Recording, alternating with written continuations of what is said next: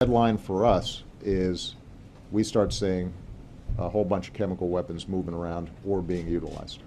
That would change my calculus. If the weapons inspectors can get into the site, if they can find evidence, if they can apportion blame, then the case could be taken to the United Nations. But once there, Obama's red line would quickly split the Security Council, with the USA, France and UK on one side calling for action, China and Russia blocking UN approval. They could fall back on various international laws and on a concept and phrase which entered diplomatic language after the failure to stop the slaughter in Rwanda. R2P, responsibility to protect. That was partially behind the interventions in Sierra Leone and Kosovo. It's not a viable option in Syria for all kinds of practical reasons, and I'm not sure it's viable in the Middle East at all now. I think the public have seen the consequences of trying to get involved in Afghanistan and Iraq.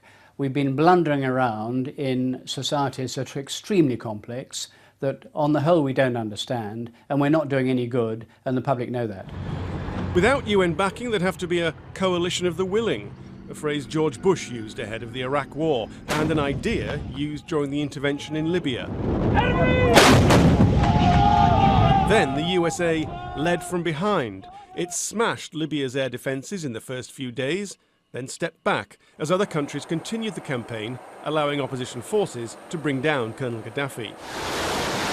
A campaign against Syria would be more difficult. Its air defences are better. It has a big brother, Russia.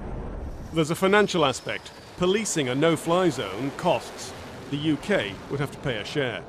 One of the first things that any British Secretary of State for Defence is going to do is going to go to the Chancellor of the Exchequer and say, can I have £500 million for a possible operation against Syria? And that will make people's eyes water. And potentially a domestic electoral cost.